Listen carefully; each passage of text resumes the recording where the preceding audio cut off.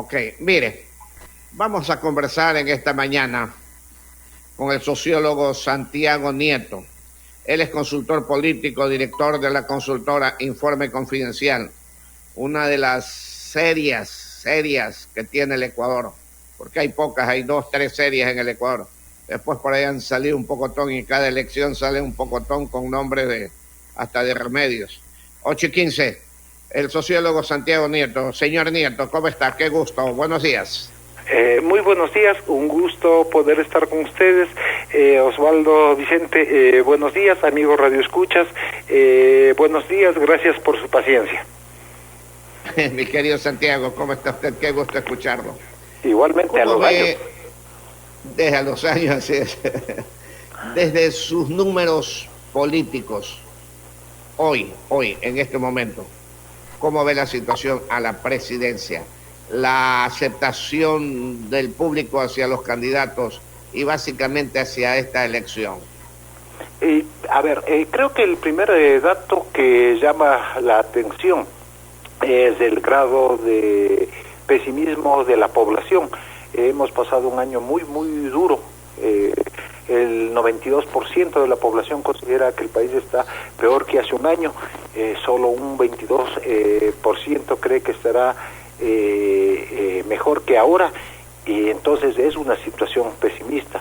Cuando preguntamos al encuestado sobre su problema, cómo está ellos y su familia, 75% también tenemos que dice que está peor y un 36% piensa que va a estar mejor el año que viene. Con este ánimo, con este pesimismo, los electores van a ir a las urnas, y la clase política también va a ir a las urnas en medio de una crisis de legitimidad que está azotando a las democracias occidentales.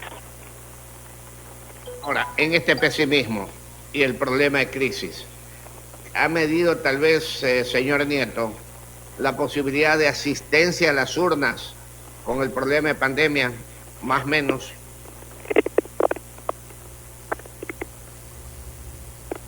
Sí, don Santiago. Sí, aló. Sí. Se está cortando su señal. Perdón, ¿me escucha ahora? Ya, ahí lo escucho. Sí, lo que decíamos es que la gente todavía no sabe cuáles van a ser los mecanismos para votar, pero hemos visto ya que frente a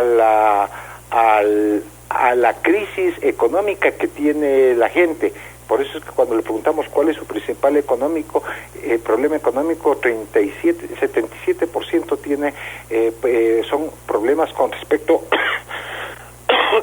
a la economía, no al problema de la crisis sanitaria.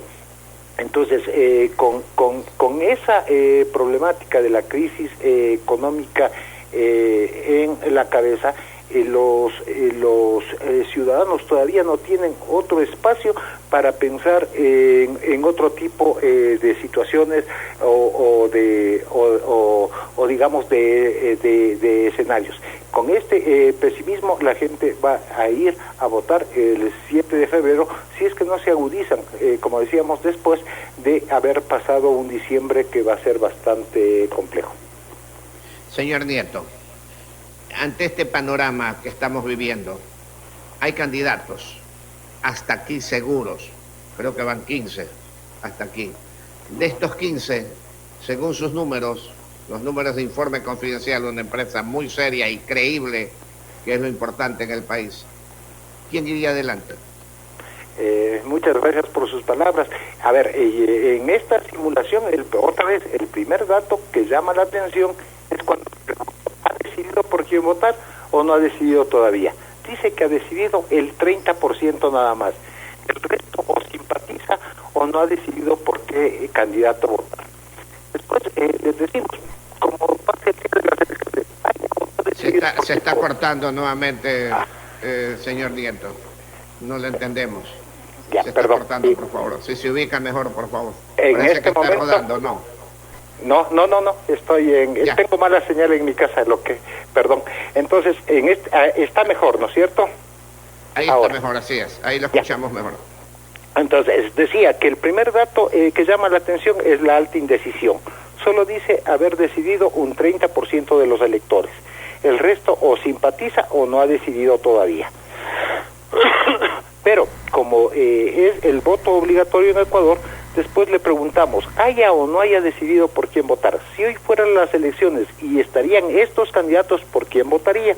En esta simulación tenemos primero que el 42% de los electores no se está pronunciando por ninguna de las personas que hemos puesto en la papeleta. Después estaría en primer lugar Arauz con 22%. Lazo en segundo lugar con 17% y Pérez en tercer lugar con 13%. Los demás candidatos estarían en el margen de error que maneja la investigación. Es decir, se tendrá que esperar a que estas candidaturas sean conocidas, se oiga la propuesta y esto les puede dar también un espacio en la papeleta electoral apoyados por los ciudadanos.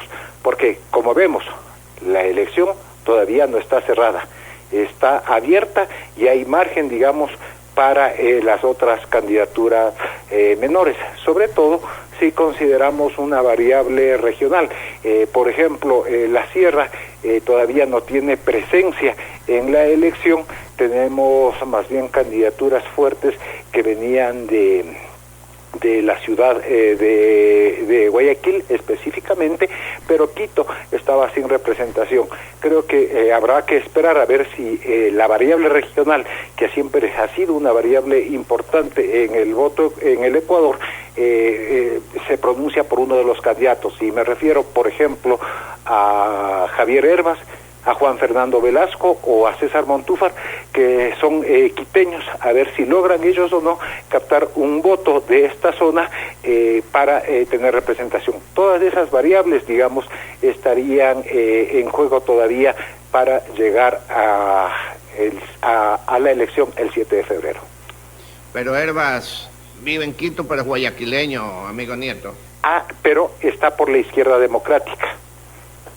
Sí, entonces, claro, por eso, quiteño. Exactamente, yo le ponía más que por su origen, porque la izquierda democrática es un partido quiteño. Veamos cuánto logran o no recuperar esa representación. Ahora, amigo Nieto, ante este panorama, 822, el señor Santiago Nieto, el sociólogo, consultor político de Informe Confidencial. Ante este panorama que estamos viviendo en este segundo, ¿qué ocurre si entrarían los dos que están afuera peleando todavía? O los dos juntos o uno de los dos que entre. ¿Cómo se movería el tablero electoral? 822. Claro, a ver, la una candidatura ya está siendo medida, que está en cuestionamiento, que es la de Arauz, ¿no es cierto? Creo que será muy difícil que no sea aceptada, digamos, porque simplemente representa una de las fuerzas políticas importantes del país. Nos guste o no nos guste, digamos, eso no está en discusión, sino que tiene muchos seguidores, entonces sería un tanto difícil. En el caso de la candidatura de Álvaro Noboa, es una candidatura que ya en un momento se presentó con fuerza. Si recordamos nosotros mediciones de hace 2, 3 meses, ya era una candidatura que tenía tenía potencia, mucha es exageración, tenía potencia. Entonces, ya después de haber transcurrido algunos meses de eso, tenemos que ver hasta cuánto quedó esa candidatura con fuerza, entendiendo que es una candidatura bastante menos encasillada.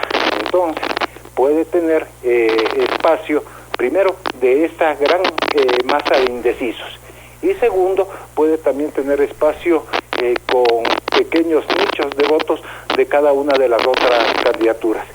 Creo que porque ya teníamos una medición, creo que puede ser una candidatura que entre con fuerza al escenario de ser calificada. Pero ahora, en ese panorama, señor Nieto, 824, podríamos pensar que el Ecuador, definitivamente Correa, que es a quien representa Arauz, tiene una votación fuerte de un 20, 25, hasta un 30%. si en estos momentos se presenta ese 22% o 24% que usted dijo que iba adelante ahora, no es la votación fuerte porque los indecisos ya se hubiesen inclinado hacia él. ¿Usted cree que después de esto no subirá de este 22-24% más Arauz? Dependerá de la campaña. Claro, pero dependerá de la campaña. Yo lo que creo es que no hay campaña. La ciudadanía todavía... A ver, la política no está conversando con los ciudadanos. Entonces, las discusiones están siendo de la política para la política. Creo que los ciudadanos pondrán atención a las propuestas y a las candidaturas ya un poco más avanzado el panorama, incluso cuando ya la papeleta presidencial esté cerrada. Quién vaya a tener éxito dependerá del manejo que hagan de cada una de las candidaturas, porque en el caso de Arauz, del candidato Andrés Arauz, la presencia de Rafael Correa puede ser buena como puede ser mala. El rol que juegue ese líder político en esa tienda política también determinará si aleja o atrae electores. No creo que se debe hablar todavía de votos duros de todas a este momento de la elección. Yo creo que la gente todavía no está pensando como nosotros vemos en la política, porque tiene un montón de problemas cotidianos que resolver. Ahora, 8:26.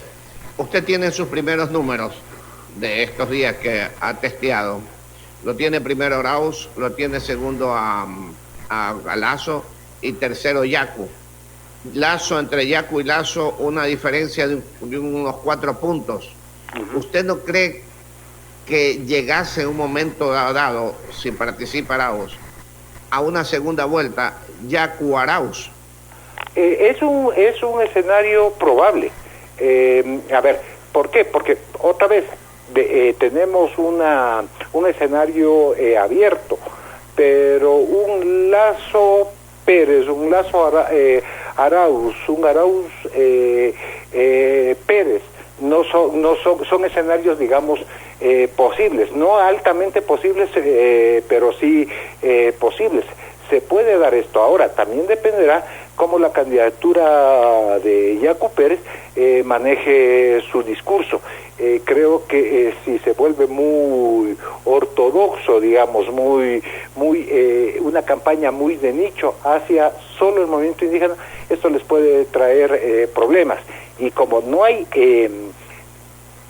las candidaturas todavía no están absolutamente consolidadas, todas pueden tener fuga de votos en función de la simpatía, de la antipatía que puedan tener frente a las propuestas. Entonces, una candidatura con potencia, bien sintonizada con con los problemas de la gente, con un tratamiento adecuado de estos problemas y con estrategia, puede ser una candidatura que puede dar sorpresas en la elección.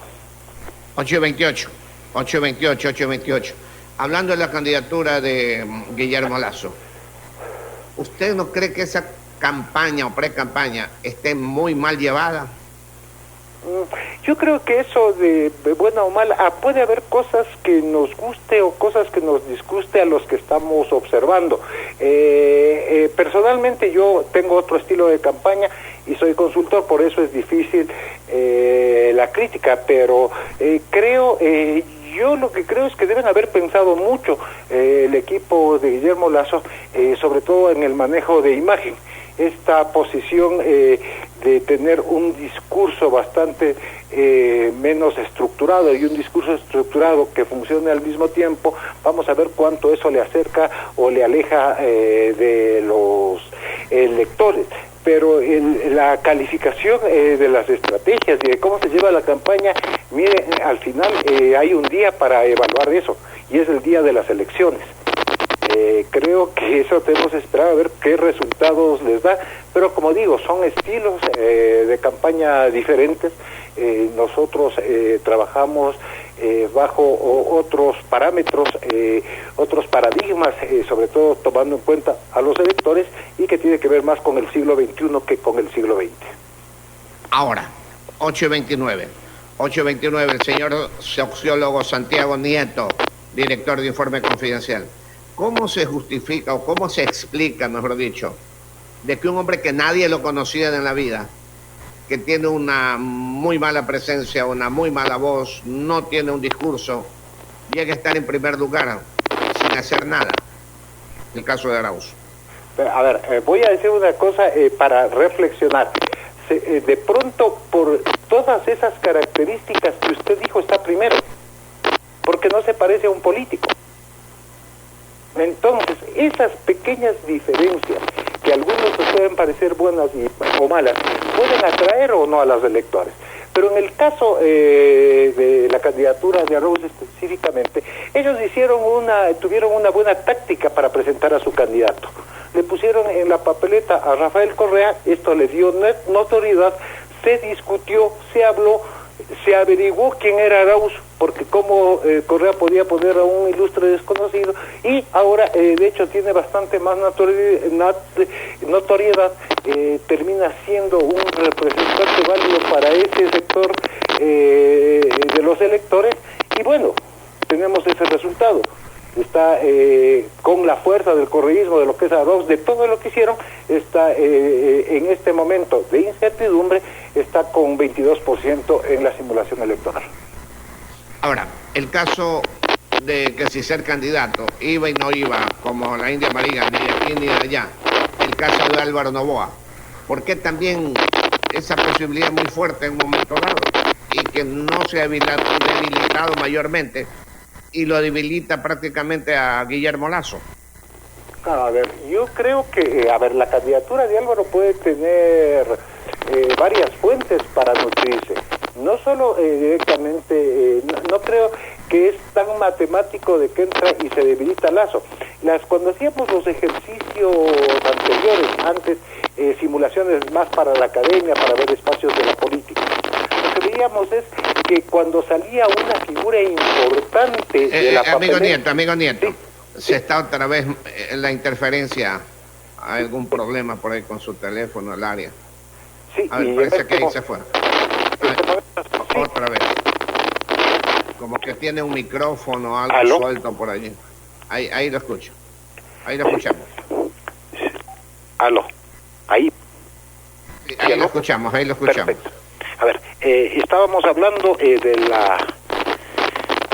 la candidatura de Álvaro Noboa. Entonces, no es que va a entrar y va a quitar solo a un candidato los votos, no. Yo creo que la candidatura de Álvaro Noboa se puede nutrir primero del gran sector de indecisos, y puede tomar algo de Lasso, algo de Yacu y algo de Arauz inclusive.